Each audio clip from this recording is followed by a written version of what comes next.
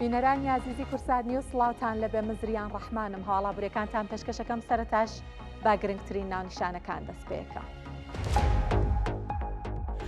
وەفدی باڵای هەرێم بۆ گفتوگۆ دەربارەی پشکی بەغداد لە داهاتی ناوخۆی هەرێم و جێگیرکردنی سیستمی ئاسیکۆدا سەردانی بەغداد دەکەن.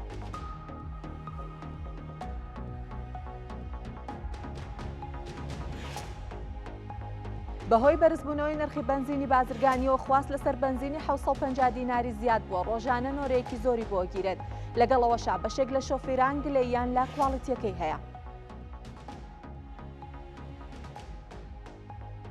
وەزارەتی کشتوکاڵ و سەرچاوەکانیاوی حکوومەت هەرێمی کوردستان بڕیاری قەدەغەکردنی هاوردەکردنی ماسی ڕاگەیاند. ئەم بڕیارە تا ئەو کاتەی بەرهەمی ناوخۆی ماسی بتوانێت پێداویستی ڕۆژانە پڕ بکاتەوە بەردەوامە بێت. نرخی بەشێک لە بەرهەمەکانی کۆمپانیای ئەپڵ 100 بۆ 200 دلار بەرز دەبێتەوە. نرخی ئایفۆن 17 دابەزیوە و چاوەڕێیەکرێت زیاتر دابەزێت بەهۆی نزیک بوونەوەی بەرهەمهێنانی ئایفۆن 18.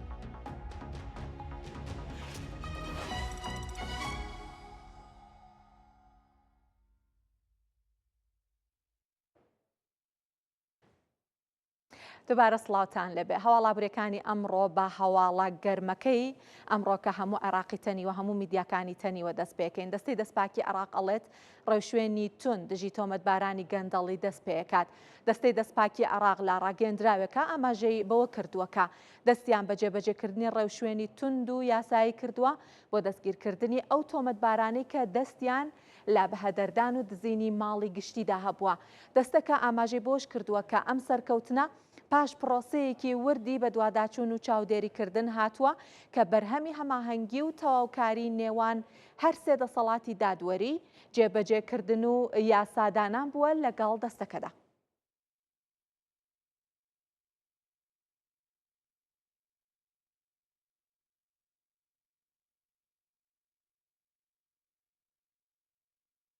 وەزیری شەهیدانی هەرێمی کوردستان لە بەغا کۆنفرانسی ڕۆژنامەوانی هەیە قساکات ئەیگوازینەوە ئاگەڕێمەوە لاتان. پەیامەوەمانە هەماهەنگیمان لەگەڵ یەک هەبوو بە تەکیدەوانیش هەمان ڕاو بۆچوونی ئێمان هەیەوە پشتیوان و پشتگیری تەواوی پرۆسەکان. تەبەن ئێمە ئەمڕۆ هاتینە ئێرە وەفتێکی وەزارەتی کاروباری شەهیدان و وفاتکراوان بۆ ئەو پرسانی کە تابعی وەزارەتی کاروباری شەهیدان و وفاتکراوانن لە حکوومەتی عێراقی فیدراڵ هاتینە بەغداد. دوێنێ گەشتینە بەغداد. ئەمڕۆ یەکەم کۆبوونەوەمان بوو. مەلەفی یەکەممان زیندانیانی سیاسیە. تەمان زیندانیانی سیاسی بۆ ئێمە و بۆ ئەم برادرانی کە لێرە حزوریانەیە پرسێکی گرنگە و پرسێکی مهمە و ئەوانە ئەتوانم بڵێم شەهیدی زیندون و بەداخەوە تا ئێستا نەمانتوانیوە حق و ماف و امتیازاتیان وەکو پێویست جێبەجێ بکەین کە حەقیان لەسەر هەمومانە. دوای ئەوەی کە بەڕێز سەرۆک وەزیرانی حکوومەتی هەرێمی کوردستان و لە کۆبوونەوەی ئەنجومەنی وەزیران و بە حزوری جێگری سەرۆک وەزیران و سەرجەم ئەنجومەنی وەزیران هەمویان پشت و پەنای ئەو پرۆسە بوون و دوای مەناقەشە و گفتوگۆیەکی زۆر کۆمەڵی ڕێکارمان گرتە بەر و لەگەڵ دەستگای زیندانیانی سیاسی حکوومەتی عێراقی فیدراڵ کۆبوونەوەیەکمان لە وەزارەتی کاروباری شەهیدان و وفاتکراوان لە هەولێری پایتەختی هەرێمی کوردستان ئەنجامدا. چەند خاڵێکمان ئامادە کرد و ئەو خاڵانە بووە ئاساسی کۆبوونەوەکەی ئەمڕۆمان. تەمەن ئەمڕۆژ کۆبوونەوەمان ئەنجامدا و هەنگاوی باش نراوە لەسەر پشتبەستن بەو کۆبوونەوەی کە لە هەولێر ئەنجامماندا. خطوەی باشی بڕیوە. پرسەکە پرسێکی ئاڵۆزە و پرسێکی گرنگە. عەدەد و ڕێژەکەشی زۆرە لەبەرەوە چەند کۆبوونەوەیەکی تری دەوێت بە دوای خۆیان بهێنێت. دوای ئەو خەتوانەی کە بە دوای یەکا ڕۆشتووە دوجار ڕێز وزەرای پێشوو بەڕێز محەممەد شاع سوودانی ڕەزامەندی دەربڕیوە لەسەر یاداشتی هەردوولاوە لەسەر نووسراوی سەرۆکی زیندانیانی سیاسی عێراق کە ئەم پرسە پەسەندە کاری لەسەر کرێ ئاراستی وەزارەتی دارایی عێراق کراوە و ئەم پرسە بەڕاستی لە دوای تەخسیسکردنی بودجە لە عێراق و ئەرکی گەورە ئەکەوێتە سەر فراکسیۆنەکانی ئەنجومەنی نوێنەرانی عێراق بە هەموو ڕنگ و پێگاتەکانەوە بە تاکیدەوانیش پشتیوان و پشتگیرین و تاکیدیان کردوێتەوە ئەوانیشیان کە لێرە حزوریان هەیە بە هەمانگی لەگەڵەوە بەڕێزانی کەشی کە لێرە نین ئەوانیش دڵنیام لەوەی کە جوودێکی باشەکەن و ئێمە سەرەتای کۆبوونەوەکەمان بوو ئەمڕۆ کۆبوونەوەکانمان بەردەوامە لە بەغدا دەمێنینەوە یەکێک لە تەوەری کارکردنی ڕایەڵەی زیندانیانی سیاسیە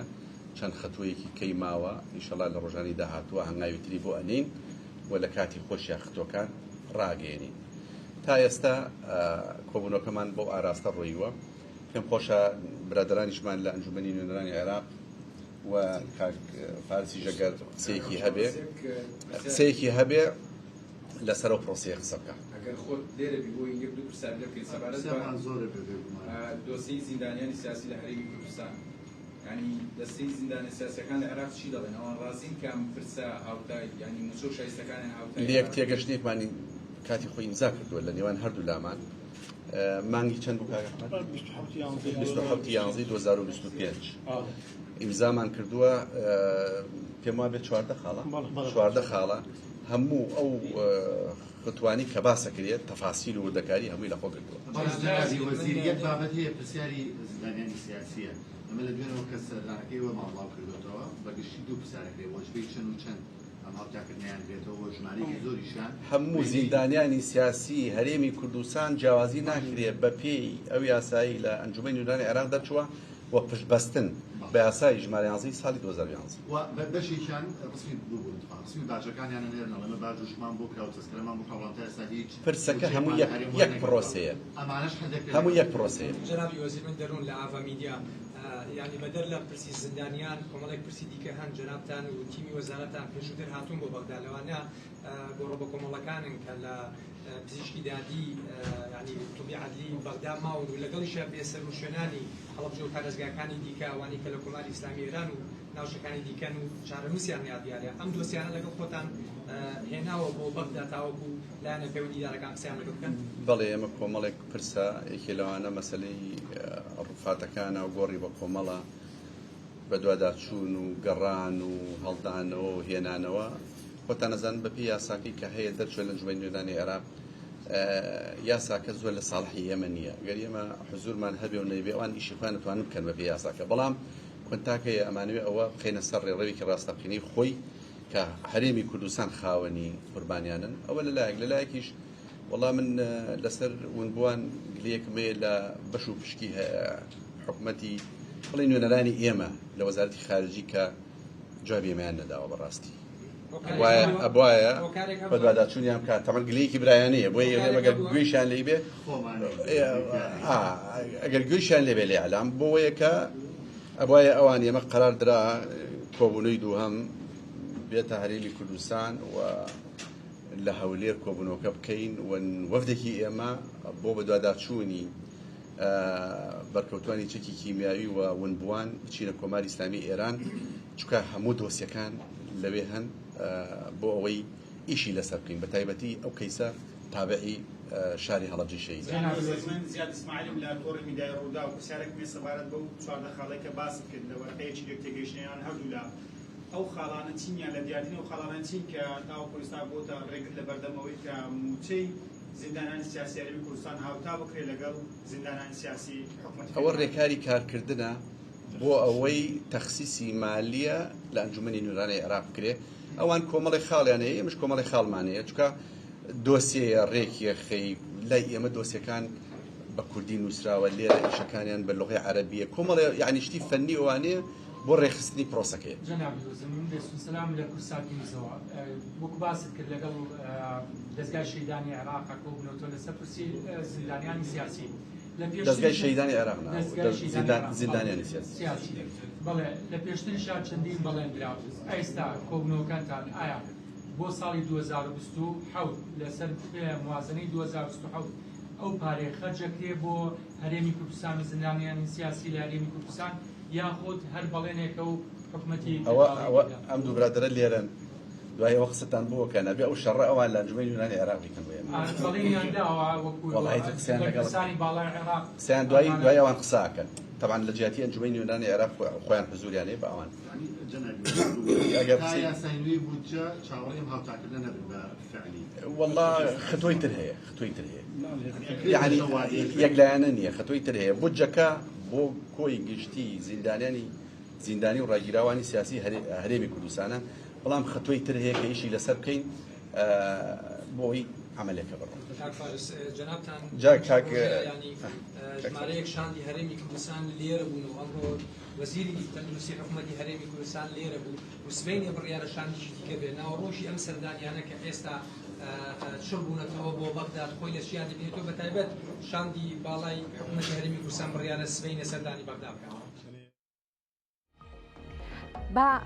لەم واڵەیە لە دوای ئەم کۆنفرانسە کە بینیمان و گوێزامانەوە هەندێک داتا دەربارەی گەندەڵی لەسەر ئاستی جیهان بخەمەڕوو وەکوتم ئەمە هەواڵێکە کە پرسی گەرمی عێراقا بەگشتی و میدیاکان زۆر بە گەرمی باسی لێوەکەن ئێمەش باسی پرسی گەندەڵێکین لەسەر ئاستی جیهان لەسەر ئاستی جیهان پێنوێنیەک هەیە کە ئەم پێنوێنیە پێوترێ پێنوێنی شەفافیەت و دامەزراوەیەکی ناحکومی قازانجنەوی ساڵانە بڵاوی کاتەوە بارودۆخی عێراق بەپێی ئەو داتانش هیچ باش نییە ئیتر ئەم ساڵیش ئەوەی کە لە ژێر بەڕێیا بووە هەمووی هاتوتە سەر بەڕا بینین کە بارودۆخەکە لەوەی کە ئەم پێنوێنیش باسی لێوە کە خراپترە بەڵام با من بە داتا و بە ژمارە باسی لێوە بکەم. زیانی گەندەڵی لەسەر ئاستی جیهان ساڵانە 3 تریلیۆن و 600 میلیارد دۆلارە واتە گەندەڵی پرسێک نییە کە تەنها بەرۆکی بە عێراق کرد بێ وڵاتانی جیهان کەم و زۆر بەپێی سیستمی وڵاتەکە بەپێی دامەزراوی وڵاتەکە بەپێی ئەوە کە چەند چاودێری هەیە لە وڵاتە چەند بە دوواداچوونەکرێت و چەند بەکردارەکی بڵین ئەم کەسانە کە گەندەڵی ئەکەن لە دادگاوە لە ڕوبەڕووی دادگا و محکەمە ئەکرێنەوە کەم و زۆر ئەم گەندەڵیە بوونی هەیە بەڵام وەکوتم ئەمە زیانی ساڵانەیەتی کە 1 تریلیۆن دۆلاری تەنها بەرتیلا بێگومان و بەشێکی زۆری گەندەڵێک کاگەر بە پشکبەندی بێ ئەوەیە کە هاوڵاتیان یان بەرپرسان بەرتیل وەرەگرن بۆ ڕایکردنی و کارانەکە بەرپرسیارەتی سەرشانیان و ئەبێ بخۆیان بکەن کۆی بەرهەمی ناوخۆواتە پشکی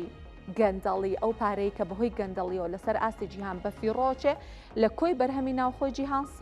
5 ڕێژەیەکی یەکجار زۆرە. پێنوێنی دەستپاکی وەکوتم پێنوێنیەکە لەلایەن دامەزراوەیەکی دامەزراوەی شەفافیەتی نێودوڵەتی کە دامەزراوەیەکی قازانجنەویستی ناحکومیە ساڵانە بڵاو ئەکرێتەوە بەپێی ئەم پێنوێنیە بێت عێراق لە 180 وڵاتی جیهان 136مین وڵاتە لە ڕووی شەفافیەتەوە وەکوتم بارودۆخی زۆر خراپە. پێنوێنی شەفافیەتەکە چۆنە خاڵەکانی لە 0 بۆ 100 وڵاتێک کە 100 وەرئەگرێ واتە شەفافترین وڵاتە لەسەر ئاستی جیهان و وڵاتێک هەرچی خاڵەکانی کەمتر بێ لە ڕیزبەندیەکانی گەندەڵیا پلەکانی سەرەوە بۆ خۆی تەرخانەکە جا ئەو خاڵانە لە 100 خاڵ کە عێراق توانویەتی وەری بگرێت بیباتەوە لە 100 خاڵەکە 28 خاڵی بردووە لە ڕیزبەندی 136مین وڵاتایە. ئەم پێنوێنیە بە شێوەیە کە ئەڵێ ڕاوبۆچوون توێژینەوە و لێکدانەوەی چالاکانی ئابووری و پسپۆڕانی ئابووریە لەسەر ئاستی شەفافیەت لە وڵاتە و قەبارەی گەندەڵی ئاخرجار کە لەسەر عێراق بڵاو کراوەتەوە ئەگەڕێتەوە بۆ 4-5 ساڵەوە پێش 450 میلیارد دۆلار بووە ئێستا قەبارەکەی زۆر گەورەترا ئەگەر ساڵی ڕابردووتان پێ بڵێ ئەم ساڵ لەگەڵ ئەم گەردەلوولەکە ڕۆی لە کۆکردنەوەی گەندەڵان کردووە بێگومان زیاتریش قەبارەی گەندەڵیەکە بەرزە بێتەوە و زیاتر هەڵبەتە پلەی عێراق لە ڕیزبەندی شەفافیەتە بەرز ئەکاتەوە. عێراق هەر ئەم ساڵ بەراورد بە ینی ئاخر ڕیزبەندی کە لێ بڵاو کردواتەوە وتم 136مین وڵاتە بەراورد بە جاری پێشووتر کە ڕیزبەندیەکان بڵاو کرابووە 2 پلا بارودۆخی باشتر ببوو پێشکەوتنی بەخۆیەوە بینی بوو بێگومان لە دوای ئەم ئۆپراسیۆنە کە ڕوویدا لە دوای ئەم ڕێکارانەکە عێراق و عەلی زەیدی لە سەروی هەمویانەوە گرتوێتیە بەر پلەی ڕیزبەندی عێراق لە نێوان وڵاتانی جیهانە باشتر ئەبێت. جەمال کۆچەر قسەی بۆ کردوین قسەی بۆ دەستگی ئابووری کورسان نیوز کردووە ئەڵێ ساڵانە 120 بۆ 130 بودجەی گشتی عێراق بەهۆی گەندەڵیەوە بەفیڕۆچێت. بەپێی ئامارەکانی دەستەی دەستپاکی لە هەرێمی کوردستانیش دۆسیەی گەندەڵی کە درابێتە دادگا لە ساڵی 2025 267 دۆسیە دراوەتە دادگا کە بەراورد بە ساڵی 2024 دۆسیە بەرز بووەوە واتە 2025 بەراورد بە پێشووتری خۆی 25 جار زیاتر ینی نەک 25 جار 25 گەندەڵی زیاتر ئەنجام دراوە. ئەگەر زانیاری زیاتر و داتای زیاترمان هەبێ لەم بارەیەوە هەر لە هەرێمی کوردستان بەپێی داتاکان ساڵی 2025 7795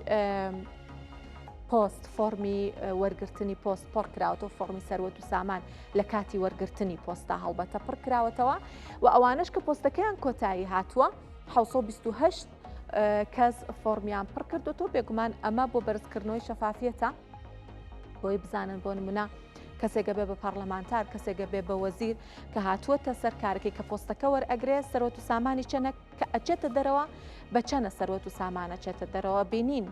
کە تەنها بم داتانی کە لەم چەند ڕۆژە بڵاو کراوەوە عێراق کێشەی نەختین و کێشەی پارەی نییە پارە زۆرە بەڵام لە گیرفانی چەند کەس و چەند تایبەتی ینی کەسایەتی تایبەتی دیاری کراوە. جیاواز لەم بابەتە وەفتێکی باڵای هەرێم بۆ گفتوگۆ دەربارەی داهاتی ناوخۆ و جێبەجێکردنی سیستمی ئەسیکۆدا سەردانی بەغاکەن وەفتەکە پێکاتووە لە وەزیری دارایی و سەرۆکی دیوانی ئەنجومەنی وەزیران و سکرتێری ئەنجومەنی وەزیران و چەند بەرپرسێکی تر بە پێی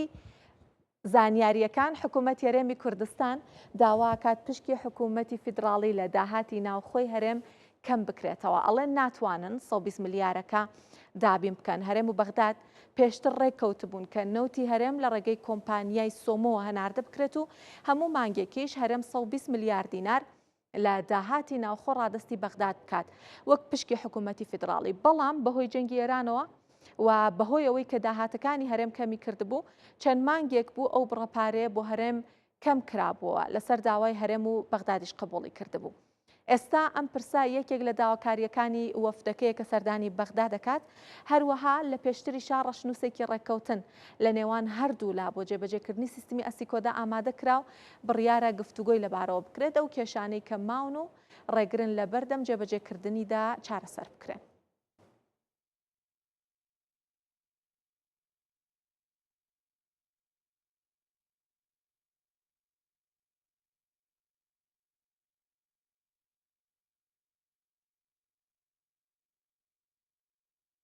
بەهۆی گرانی نرخی بنزینەوە ڕۆژانە نۆرەیەکی زۆر بۆ بنزینی 750 دیناریە گیرێت و بەشێک لە شۆفێران ناچارن زیاتر لە نیو سەعات نۆرە بگرن لەگەڵەوە شاگلەیان لە کوواڵەتی بنزینەکە هەیە ئەڵێن ئەگەر لەبەر گرانی نرخی بنزینی بازرگانی نەبێت پەنا نابەنە بەر ئەم بنزینە 750 دیناریە.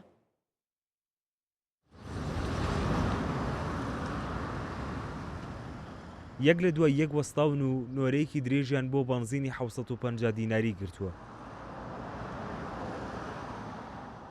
هەرێکیان ناچارن زیاتر لە نیو سەعات نۆرە بگرن تەنیا بۆ ئەوەی بتوانن بنزین بە 750 دینار وەربگرن کە بە بنزینی حکومی ناسراوە چونکە بنزینی بازرگانی نرخەکەی گرانە و تێچووەکەی زۆرە بە تایبەت بۆ شۆفێرانی تەکسی و هێڵە گشتیەکان. وەڵی بنزینەکانی کە زۆر گرانە و دەریشی نایەنێ ئەم سرە دوورەشت کات ئێمە زۆرەگرێ چکە لە کاتمان زۆرەکە و ئەگەر حکوومەت هەوڵ با ئەم بارودۆخە باشکە باشترە بووە بە ئیسیحامەوەتی بووە بە ئیسیحامە یەکەم جارمە بێم لەگەڵ ئیسیحامانی من ئەم قەرەباڵخیە تا چەند کێشەی بۆیەوە دروست کردەوە کێشەی دوورگەوە من تقریبان دەقەم ڕاگرتووە 50 مەتر لە خوان بۆ بینیتان لەوێ تقریبان چارەگێکم پێ چۆ تایسە هاتوومەتێرە لە چارەگێکی تریشم پێ چێمە نیو ساعت ئەی تۆ من لە ڕۆژەکان نیو سعات بۆ بنزین و نیو سعات دۆشتی تر و سعاتێ بەش ڕۆژەکە و ڕۆژ و فرای کەسابەت ناکەیت و فرای هیچ ناکەیت و ئەسەر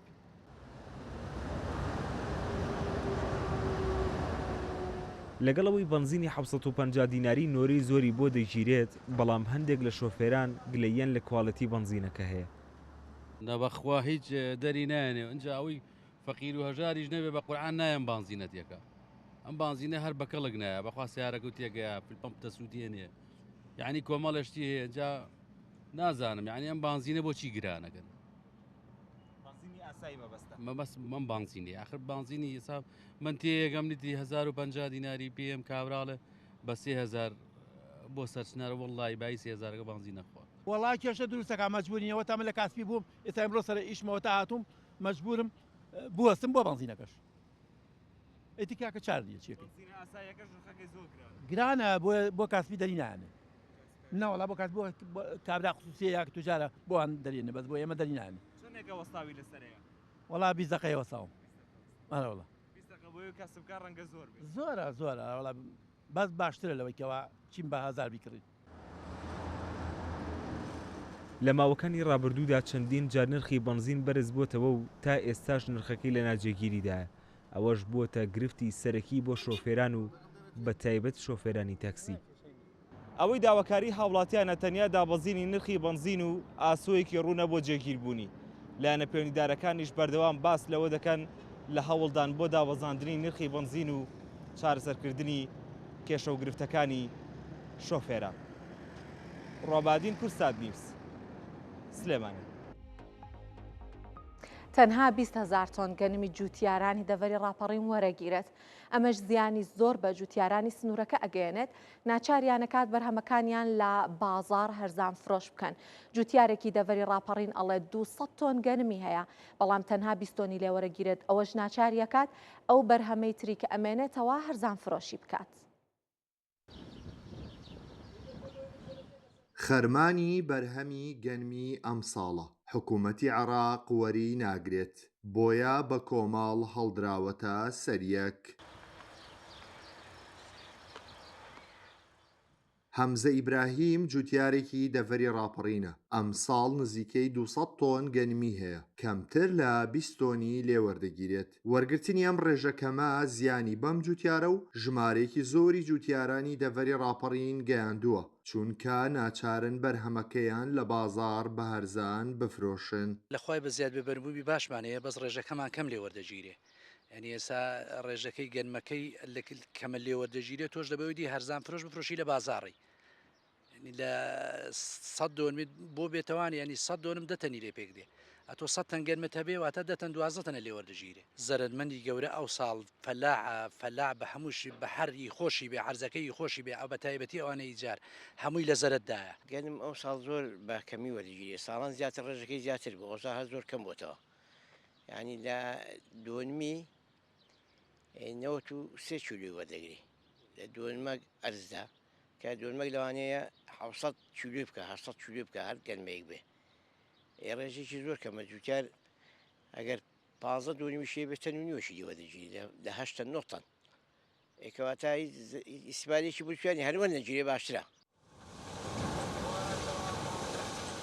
ئەگەرچی دەڤەری ڕاپەڕین ئەمساڵ ڕێژەیەکی زۆر بەرهەمی گەنمی هەیە بەڵام تەنیا 20,000 تۆن لە جوتیارانی سنوورەکە وەردەگیرێت. 20,000 تۆن گەنم لە جوتیارانی ئەم سنوورە وەردەگیرێت.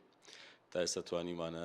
سەر و 10,000 تۆن لە جوتیاران وەربگرین و پرۆسەکەش بەردەوامە ڕۆژانە بەپێی ئەو نۆرەگرتنی کە بەغدا ئەمساڵ دیاری کردووە نزیک بە 70 جوتیار لای ئێمە تۆمار دەکرێنەوەوانە مامەڵیان بۆ دەکرێت گەنمەکانیان لێ وەربگیرێت و پرۆسەکەش بەردەوام دەبێت تا وەرگرتنی بڕی دیاریکراوی گەنمی جوتیارە. ساڵانە لە دەڤەری ڕاپەڕین زیاتر لە 150,000 دۆنم زەوی بە گەنم دادەچێنرێت. بەرهەمەکەی نزیکەی 50 بۆ 60,000 تۆن دەبێت بەڵام کەمتر لە نیوەی لەلایەن حکوومەتی عێراقەوە وەردەگیرێت. حکوومەتی عێراق وای کردووە ساڵ بە ساڵ جوتیارانی هەرێم لە چاندنی گەنم سارد ببنەوە لەبەرەوەی هەموو ساڵێک ڕێژەی وەرگرتنی گەنم کەم دەکاتەوە و نرخەکەشی دەهێنێتە خوار. ئەو بڕەشی کە وەری دەگرێت لە کاتی خۆیدا پارەکەی نادات بە جوتیاران. ئەمە ژوا دەکات جوتیاران دڵخۆش نەبن بە چاندن و بەرهەمێنانی گەنم. خالید ئەحمەد کورساد نیوز دەڤەری ڕاپەڕین. وەزارەتی کشت و کاڵ و سەرچاوەکانی ئاوی حکوومەتی هەرێمی کوردستان بڕیاری قەدەغەکردنی هاوردەکردنی ماسی ڕاگەیان. بەڕێوەبەری گشتی سامانی ماسی لە وەزارەتەکە بە کورساد نیوزی وت بە مەبەستی پشتگیری لە بەرهەمی خۆماڵی بڕیاریان داوە هاوردەکردنی ماسی لە دەرەوەی هەرێم بە هەموو شێوەیە قەدەغە بکرێت. وتیشیان بڕیارە بەردەوامە بێت هەتاوەکو ئەو کاتەی بەرهەمی ناوخۆی ماسی ئەتوانێت پێداویستی ڕۆژانەی هاوڵاتیان دابین بکات. بەڵام ئەگەر لە داهاتوە بەرهەمی ناوخۆ کەم ببێتەوە و نەتوانێت پێداویستی بازار پڕ بکاتەوە وەزارەت بڕیارەکە هەڵەوەشێنێتەوە و ڕێگە بە هاوردەکردنی ماسی ئەیات. بڕیارە زۆر گرنگە لەبەرەوەی ئێمە لە ئێستادا پرۆژەکانمان بەرهەمیان هەیە و بە تێسوشی زۆریش و هەروە ئەو نرخانەکە ئێستا لە ئێستادا خاوەنی پرۆژەکانمان لەسەر پرۆژەکانیان کە دەیفرۆشن نرخەکانی زۆر نزمە لە نێوان 3800 بۆ 4300 دینار دەبی ئەمەش نرخێکە کە ئەمان هیچ سوودێکیان پێناگا بۆ پاڵپشتیان و بۆ ئەوەی ئێمە پاڵپشت بین بۆ بەرهەمی ناوخۆ و بتوانن بکەونە سەر پێ و لە داهاتووشدا خەڵکی تریش ئەوە برهێنانی تێدا بکە ئەو بڕیارەمان دەرکرد ئەو بڕیارە پێوەستە بە دوو جۆر ماسی کار بوو ماسی تراوت کە سەلەمۆن و قزل ئالاشی پێ دەڵێن تایبەتە بەو دوو ماسیە بە شێوەی زیندوو و چ بە شێوەی ترکە فرێش و مردووشە بڵێ لەو بڕیارە تایبەتە بە هاوردەکردن لە دەرەوی وڵات بە حکومیەوەی ئێمە هەرێمی کوردستان بەشێکین لە عێراق و بابەتە تەنها پێوەستە بە وڵاتانی دەرەوە مریشکێکەکە لەو بەرهەمانەکە لە هەرێمی کوردستان گەیشتوتە ئاستی خۆبژێوی تەنانەت توانای هەناردەکردنیشی هەیە بۆ پارێزگاکانی تری عێراق نرخەکەی ساڵانە چەند جارێک بەرزی و نزمی بخۆیەوە بینە هەرجارە و بە هۆکارێک ئێستا نرخی بەرهەمی مریشک لە بازاڕەکانی هەرێمی کوردستان دابەزێنی تۆمار کردووە جا پەیامنەرمان بڕیار محەممەد لەم بارەوە زانیاری بۆ کۆکردوین و بابینەری بینەکە ڕێمەوەلاتە ئەسلااوتان لێبێت ماوەی چەند ڕۆژێکە نرخی مریشکی سپی لە بازاڕەکانی هەرێمی کوردستان دابەزینی بخۆیەوە بینیوە جا من ئێستا لە یەکێک لە بازاڕەکانم کە بە بازاری فرۆشتنی مریشک بەناوبانگە لەسەر ڕێگای هەولێر مەخمورە وەکو دەیبێنن ینی چۆڵیەکی زۆر بە بازاڕەکەەوە دیارە لەگەڵەوەی کە مریشکێکی هێزگار زۆری لێیە بەڵام نرخەکەی دابەزیوە و خواستیش لەسەری کەمتر بۆتەوە جا من هەوڵەدەم لەگەڵ میوانەکەم قسە بکەم بۆی پێم بڵێ پێشووتر بە نمونە ئەو مریشکە بە چەند بووە و مریشکی سوور بە چەند بووە و جۆرەکانی دیکەی مریشک کە لێرە هەن بە چەند بووە کاک جەماسلااو لێبێ پێم بڵێ جۆرەکانی مریشک ئێستا بە چەندە نرخی پێشووتری بە چەند بوو کاچی من بەخێر بن سەرەتا سەرسەرم بێت ئەو وماتە وەختی خۆی لە ناو قەعای بە 4 ڕوبعەکەم بوو ئێستا لە ناو قەعای بە 2 نیویە بەڵێ لە بۆ مەقسەد لە بازاڕەکەیوە ئەو مریشکە سپیانە کە خواستی خەڵکی زۆر لەسەر پێشتر بە چەند بووە ئێستا بە چەندە وەختێک بە 3 نیوی داات ئێستا لەوانەیە لە ناو قەعای بە 2 نیو 400 ئەی مریشکی سوور پێشتر بە چەند بووە جۆتیمان دەینا بە 9,000 و با 9 نیوی و ئێستا مریش سۆر لە ناو قەعای بە 3 چاری بەدەیە یعنی ئێستا چا مریشک لە لای تۆ مریشکی سوور بە 10,000 ئێستا ئەگەر مشتریەبی بڵێ خواستی خەڵک چۆنە خەڵک لێتان دەکڕێت نەخێت ئێستا بازار برە خراپە لە بۆ یەکەم هۆکار ئیشوکاری ئەوەی برێن موچەخۆر نە ئیشوکاری نییە ئەوە دەوری زۆرە دوێمەش ئەوی دی چاوەڕێ موچەی دەکاویش ئەتە مەقسەد موچە دێ زۆری بە هەردوو فەردیشە لەکنەمە باشە پێم بڵێ پێشووتر لێرە لەو بازارەکە بازارێکی بەناوبانگە لێرە خەڵکێکی زۆر دێ لێرە مریشک دەکڕێت لە پێشووتردا ڕۆژانە چەند مریشکتان دەفرۆشت ئێستا چۆنە بازارێک پێشتری تا تقریبن 8 قەفەزی دەڕۆ ئێستا لەوانەیە دوو بڕوە 6 قەفەزی کەم کردی ئەوە خراپ بۆ بازار ئێستا لەوانەیە زۆری کە ستەیماندابی لە دوکانانە پارەی شاگردەکەی دەرنەچی بەڵێ ئەوەی جێبیست بوون ئەمە بەشێک بوو لەو نرخانەی کە وەکو کاک جەمال کە لێرە دوکانێکی هەیە و ڕۆژانە وەکو خۆی باسی کرد ینی بازاری پێشووتیان باشتر بوو لەگەڵ ئەوەی کە نرخی مریشک پێشووتر بەرزتریش بوو بەڵام بازاریان باشتر بوو ئێستا خواستیش خراپترە واتە خەڵکیش کەمتر مریشک دەکرێت بەڵام لەگەڵ ئەوەشدا نرخەکەشی بەراورد بە پێشووتر دابەزیوە و وەکو خۆشی باسیکە بەشێکی پەیوەندی بەوە هەیە کە دواکەوتنی موچەیە و بەشێکی دیکەش پەیوەستە بۆی کە ینی خەڵک بێکار ماوەتەوە بۆی ئەو بارودۆخە نەخوازراوەی لە هەرێمی کوردستاندا هەیە. وتەبێژی سندیکای کرێکارانی کوردستان ئەڵێت دوای بڕیاری حکوومەت بۆ زیادکردنی موچەی خانەنشینی کرێکاران بێگومان بۆ 500,000 دینار داوا ئەکەن کە کرێکاران خۆیان دەستەبەر بکەن بۆ ئەوەی سوود لە خانەنشینی وەربگرن. وتیشی هەر کرێکارێک دوای 20 ساڵ لە خزمەت و خۆ دەستەبەرکردن لە موچەی خانەنشینی سوودمەند دەبێت. تێکی باشە بەنسبەت کەمترین موچەی خانەنشینی کرێکاران لە 500,000 کەمتر نەبی. پێشترێ موچەی خانشینی کرێکاران ئەوانەی کە لە چوارچێوەی کەرتی تایبەت خانشین کرابوو موچەکانیان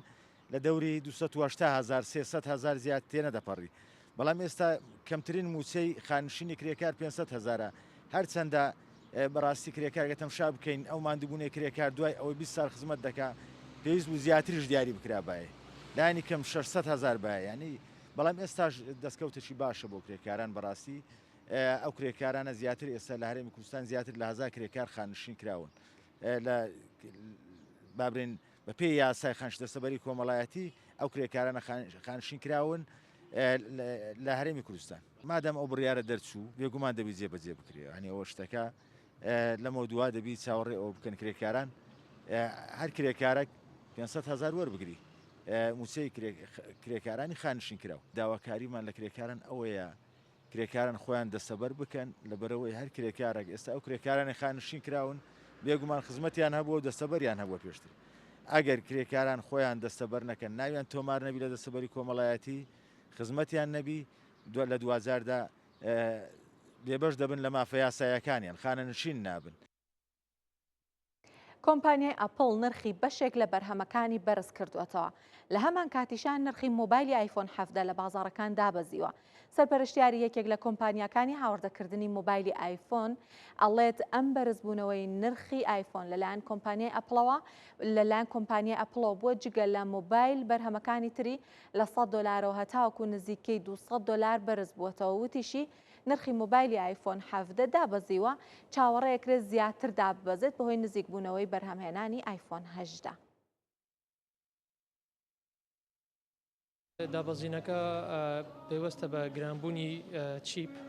باشە و زایدەن نەهارد تێچوەکەی گران بووە لە تەواوی دنیاە بۆ یەکان نرخەکانی بەش کردو کۆمپانیای ئەپڵ لە ئێستاە بەس ئایپاد و ماکبووکی بەش کردێتەوە لەگەڵ بەشێک لە ئەکسسواراتەکان ئەوانی کە تێچوی چیپەکانیان گرانە بەڵام مۆبایلی گران نەکردووە لە ئێستاە بگرە داش بەزیەوە بە پێی خواستی بازارەکە. ئایپادەکانیش بە سێ جۆری هەیە ئایپادی 11 ئێرە لەگە پرۆیە ئەوانی کە گران بووە ئێرەکە 150 گران بووە ئایپادی 11 $100 و ئایپادی پرۆش $200 گران بووە لە دوای ئەوەش ماکبووک دێت ماکبووکیش حەسەب مۆدێلەکەی لە $100 و هەتاوەکو $400 گران بوو بۆ هەردانەیەک تایبەت هەر بە کۆمپانیای ئەپڵ خۆی لە وێبسایتی خۆی پێش 2 ڕۆژ وێبسایتەکەی ڕاگرت نرخەکانی ڕاگرت وتی ئەبدەیتی دەکەینەوە ئەبدەیتی کرد و نرخەکانی گران کرد بۆیە لە دوای ئەوەکسە لە تەواوی دنیا نرخەکان گران بوو.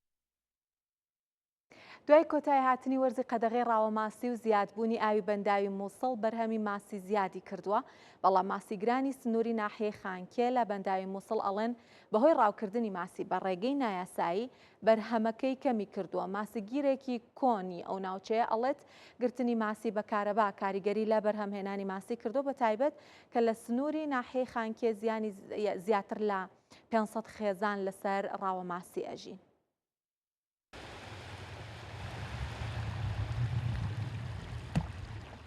بەنداوە مووسڵە و ماسیگر ژراوە ماسیادێن.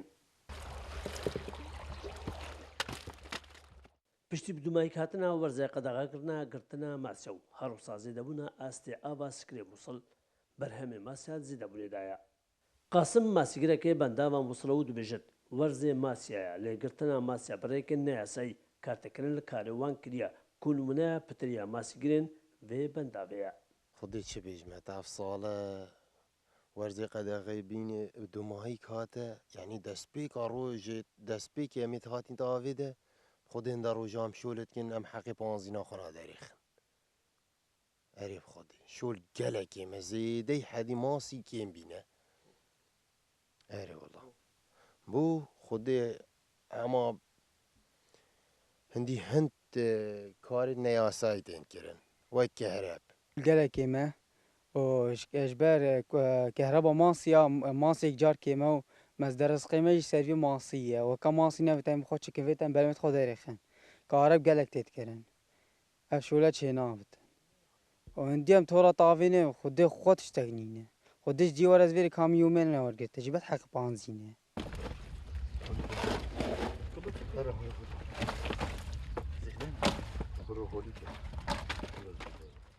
دینۆ بتشتی ساڵا ماسیگرە و دەبێژێت ئەو ڕێکە نایاسایی کارتێکردنێ لە زێدەکردنا ماسیاژی دەکەن.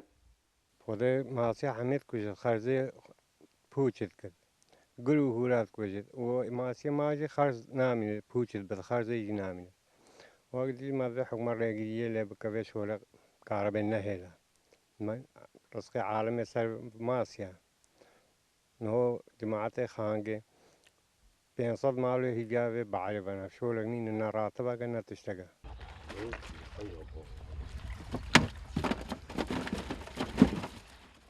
تنل درافن سنوري نحيا خانكي ين بندابا موصل جيانا بترج 500 خزانة لسرقرتنو فرطنا معسيايا فتري اوي خلقو دفرن لدوربرن بندابا موصلو بتعبجن نحيا خانكي جيرو جيانوان سرقرتنو فرطنا معسيايا لقرتنا معسيا برهكن اساي كارتك نزول كاريوان كينا دورا داخوازي كان لانن بيويندار ديفشونو ريغريه لريكن اسايين قرتنا معسيا بكان شير وقت الكورسات نيوز نحيا خانكي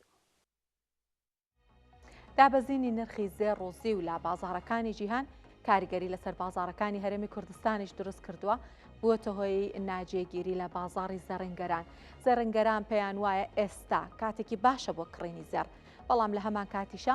کڕیاران دوو دڵن لە کڕین و فرۆشتنی زێڕەکانیان چاوەڕێی جێگیربوونی نرخەکەیەکەن.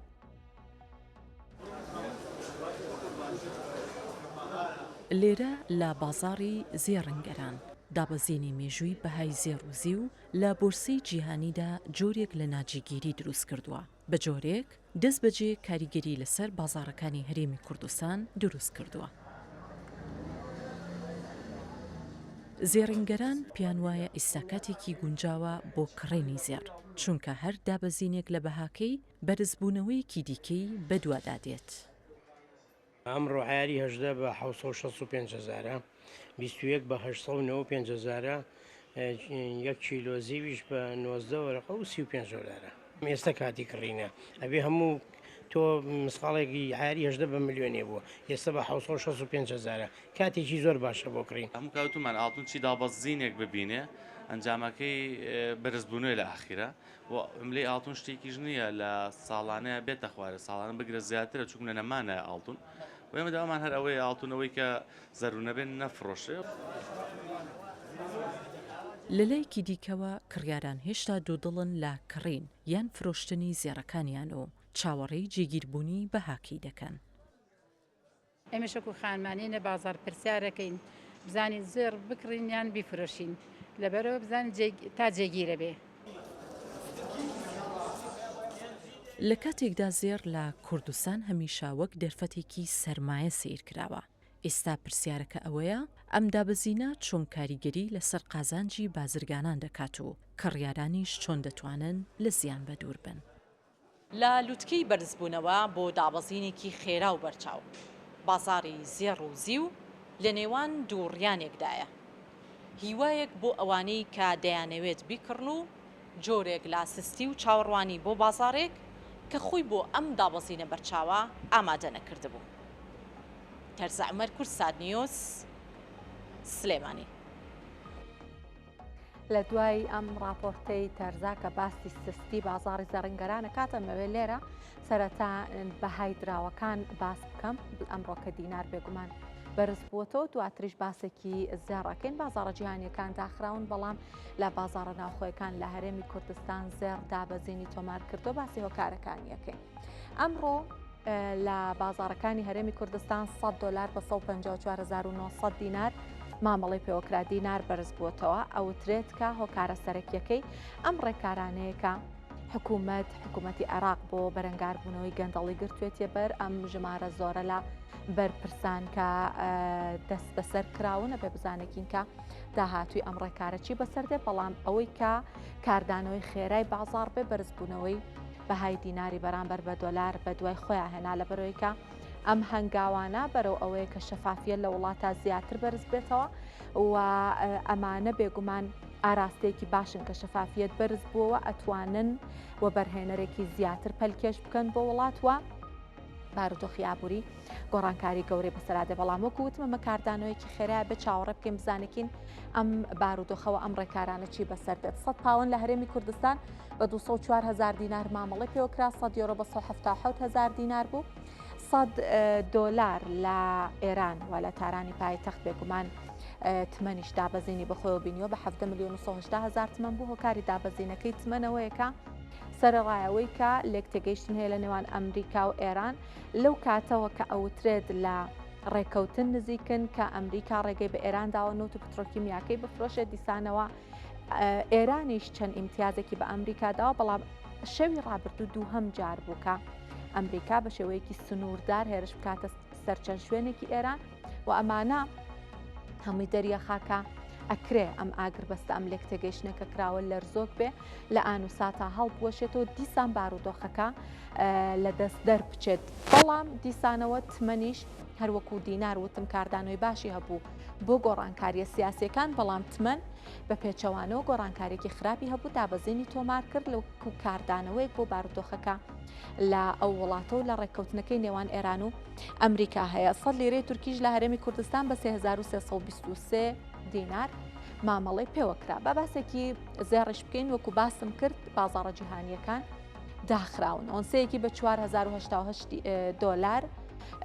داخرا بەڵام یەک کیلۆگرامی بە 1470 دلار بوو لیرەیەکی زەر لە هەرێمی کوردستان بە 866 دلارە زێڕی ئەیارە هەر سێ جۆرەکەی ئەیارە 8 و 21 و 22 ئەمڕۆکە دابەزێنیان تۆمار کرد هەرکامی 10,000 لێ بۆ بە نزیکەی هۆکارەکەشی وەکوتم هەر خۆی دابەزێنی نرخی زێڕ و ئاراستەکەیەتی کە ئەیارە 8 بە 772,000 دینار ئەیارە 21 بە 900,000 دینار و ئەیارە 22 بە 943,000 دینار لە بازاڕەکانی هەرێمی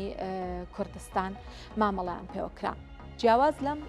بابەتە من ئەمەوێ بچمە بەغداد پامنەرمان بستون سەلام لە بەغدادەوە لەگەڵمانە لە بەرەوەیکە هەروەک لە سەرەتای هەواڵابوووریەکان باسم کرد وەفدێک بەڕێکەوتووە بەرە و بەغداد دەربارەی پرسی موچە با بستون زانیاری زیاترمان باتێک کەمێکیش باسی ئەم بارودۆخەی ئێستامان بۆ بکات کە هەیە لە بەغاوە ئەم ئۆپراسیۆنە ئەم ڕێکارانەکە گیراوەتە بەر بستون سلااوت لەبێ سەرەتا باسی موچەمان بۆ بکە پێمان بڵێت چ باسە ئامانج لە سەردانی ئەم وەفدە چێت دواتر بچەرە سەر بابەتەکانی تر زریانم کاتی تۆ برینەرانی کورسات نیوز باش بێتمان وەفدی حکوومەتی هەرێمی کوردستان جارە لەسەر ئاسی وەزیرەکانەکە لە دەڕۆژی ڕابردوودا وەفدێکی دیکە لە بەغدا بوو وەفدێکی تەکنیکی بوو کە لە 5 وەزارەت ئەندامانی 5 وەزارەت پێکهاتبوون وە کۆبنەوەکانیان کرد وە مەحزەری کۆبنەوەکانیان واژوو کرد بۆ ئەوەی بگەنە لێک تێگەیشتنێک بۆ پرسی ئەسیکۆدا لە هەرێمی کوردستانی شاپەی ڕەو بکرێت لە کۆبنەوەی ڕابردوودا ئەو وەفدە هەندێک پرسە بوو لە دەسەڵاتی ئەواندا نەبوو بۆ ئەوەی بتوانن قسەی لەسەر بکەن یاخود ڕێکەوتنی لەسەر بکرێت بەڵام توانرا هەندێک پرسی یەکلایی بکرێتەوە بە تایبەتی پرسە هونەریەکان و ئەم وەفدەی کە دێتە بەغدا ئەمڕۆوە بڕیارە کاتژمێر 7 ئێوارە لە هەولێرە و بەرەو بەغدا بێن بۆ تەواوکردنی ئەو کۆبنەوانەیەوە هەندێک لە پرسی گرنگ کە پەیوەستە بە داهاتی ناونەوتی هەرێمی کوردستان و ڕێکارەکانی جێبەجێکردنی ئەسیکۆدا تاوتوێکرێت لەگەڵ بەرپرسانی حکوومەتی فیدراڵی ئەمەش وا دەکات بۆ داهاتوو کە پرسی ئەسیکۆدا کەوتە بواری جێبەجێکردنەوە ئەو کێشەی کە هەبووە لە ڕابردوو لەسەر داهاتی نانەوتی هەرێمی کوردستان و عێراق نەمێنێ و ئەمڕۆ لەو کۆنگرەی ڕۆژنامنووسی کە بەڕێوە چوو لەلایەن وەزیری شەیدان دواتر سەرۆکی نوێنەراتی حکوومەتی هەرێمی کوردستان لە بەغدا فارس عیسا باسی لەوە کرد کە پرسی موچە تا ئێستا هیچ گرفتێکی نییە بەڵام حکوومەتی فیدراڵی ڕێیەکە هەموو وەزارەتەکانی تەواو بێت دواتر موچەی فەرمانبەرانی هەرێمی کوردستان ڕەوانە بکە و لەلایەن وەزارەتی دارایی حکوومەتی فیدراڵ و خودی وەزیرە و باس لەوە کراوە یاخود بڕیاری داوە لە ماوەی ئەم 3 ڕۆژە دەدابێت هەموو موچەی فەرمانبەرانی عێراق دابش بکرێت و هیچ وەزارەتێک نەبێنێ موچە دابش بکات چونکە لە سەرەتای مانگەوە واتە لە یەکی مانگەوە دەبێت موچەی چاودێری کۆمەڵایەتی بۆ مانگی حەوت دابش بکرێت چکاوان سەرەتای مانگ وەرێگرن ئەمە لەلایەکەوە سەبارەت بە پرسی ئەوەی کە لە عێراق و لە بەرەبانی ئەمڕۆ بەڕێوە دەچێت تا ئێستا 13 پەرلەمانتار دەستگیر کراوە و یەکێک لە بریکاری وەزیری نەوت و ڕاوێژکارێکی پێشووی ئەنجومەنی وەزیران کە ئیبراهیم سمەیدەعیە ئەمانەی کە دەستگیر کراون بە هەمویانەوە نزیکەی 15 کەسن بەڵام لە کۆی 47 کەسن چکە بە پێ و لیستەی کە بەرپرسانی باڵای حکوومەتی عێراقی باسییان لەوە کردووە کە 47 کەس لە نێو لیستەیە تا ئێستا 15 کەس دەستگیر کراوە لەو 15 کەسە کۆکو ئاماژەم پێکرد سیانزەیان ئەندامی ئەنجومەنی نوێنەرانن و بەردەوامن لەم هەڵمەتەیە. باشە بێستون. ئەزانین کە کاردانەوەشی لێ کەوتووەتەوە ئەم ڕێکارانە بۆ نمونە مقتەدا سەدر ڕاگەیەندراوی بڵاو کردەوە دەربارەی ئەم ڕێکارانە کە حکوومەتی ئێران گرتوێتە بەر و ئەم بەرەنگاربوونەوەی گەندەڵیە باسی کاردانەوەکانمان بۆ بکە چی ئەوترێت دەربارەی کام لایەنانە پشگیری ئەکەن کام لایەنانە یان کێ ئەسڵەن هەیە کەسانێک کە بەرهەڵستی بکەن؟ زریان هەموو لایەنە سیاسەکان پشتیوانی لە چاکسازی دەکەن بەڵام ئەوەیمان بینی بەشێک لە پەرلەمانتارەکان کە خۆیان لە خولەکانی پێشتریان لەم خولە ئەندامی لیژنەی دەستپاکین کەچی خۆیان نیشتێ وەگلاون لە گەندەڵی و دیارترین ئەو کەسانی کە بۆ چەند خولێکە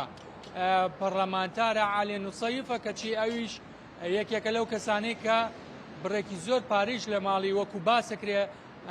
گیراوە لەگەڵەوەیشدا کارداوانەوەکان هەموو لایەنە سیاسەکان دەڵێن ئەمە ڕێکارێکی زۆر باشە بەڵام لەگەڵەوەیشدا ئەندامانی فراکسیۆنەکانیانی تێدا یاخود نوێنەرانی ئەو لایەنە سیاسیانە لە حکوومەتە ئەوانیش ناویان هەیە لەو لیستەیە لەگەڵەوەشدا شەقامی عێراقی ئەمڕۆ بە ڕۆژێکی زۆر گرنگ و مێژووی لە قەڵەمەدرێ بەلایەنەوە من بۆ خۆم ئەمڕۆ لێدوانی چەند هاوڵاتیەکەم وەرگدووە لەسەر شەقام باس لەوەکەن ئەمڕۆ ڕۆژێکی سەوزە گەشە بەهارێکی جوانە بۆ عێراق و بۆ بەغدای پایتەخت کە توانراوە ئەم ژمارە کەسانی کە دەستیان هەبووە لە گەندەڵی و لە بەهەدەدانی سامانی وڵات دەستگیر بکەنەوە بۆ خۆشیان پشتیوانیان نەکرد لە زەیدی عەلی زەیدی کە سەرۆکۆزیرانی عێراقە باسییان لەوە کرد ئەگەر پێویستکە ئەوە هاوڵاتی خەڵک دەڕژنە سەر شەقامەکان بۆ ئەوەی وەکو پشتیوانێک وەکو پاڵپشتێک پشتیوانی دژە تیرۆی عێراق و دەستەی دەستپاکی عێراق و سەرۆکۆزیران بن بۆ ئەوەی هەموو ئەو گەندەڵکارانی کە لە چەند ساڵی ڕابردوو داواتە لە پێکێنانی حکوومەتی نوێی عێراق و تاکە ئەمڕۆ دەستیان هەیە لە گەندەڵی و لە بەهەدەردانی سامانی وڵات دەستگیر بکەن و عێراق بەرەوە ئاقارێکی باشتر بەرێن چووکە لە ئێستادا عێراق کێشەیەکی گەورەی سیولەی نەقدیواتە نەختینەی عێراقیە کەچی سەیرەکرێ چه ئەو بریکاری وەزیری نەوتە کە لە ماوەکانی ڕابردوودا دەستگیر کرا کە ئەو بۆتە هۆکار ئەوەی کە ئەم ناوانیشی بڵێن کەشف کردووە بڵاو کردوێتەوە کە ئەوانیش دەستیان هەیە لەو گەندەڵیانە یاخود شەریکن لەگەڵیانە بڕێکی زۆر دیناری عێراقی وەکو دەستەی دەستپاکی وەکو ئەنجومەنی دادوەری بڵاوی کردێتەوە 83 ملیار دینار تەنها لای ئەو دەستگیر کراوە ئەمە جگەل لە 10 ملیۆن دۆلار جگەل لەو بڵێن سەنەدی باڵەخانە و ئەرز و مڵکانەی کە هەی بووە لە بەغدا و لە سەلاحەدین و لە هەولێر بۆیە خەڵک زۆر پشتیوانی لە عەلی زەیدی دەکەن. سپاس پەیامنەرمان بێستون سەلام لە بەغدادەوە لەگەڵمان بوو سپاس بێستون بۆ زانیاریەکانت ماندوو نەبی دەستخۆش. بەم زانیاریانەی بێستون ئێمەش کۆتایی بە هەواڵابووریەکانی ئەمڕۆ هێنین سپاس کە بینەرمان بوون و ماڵاوە.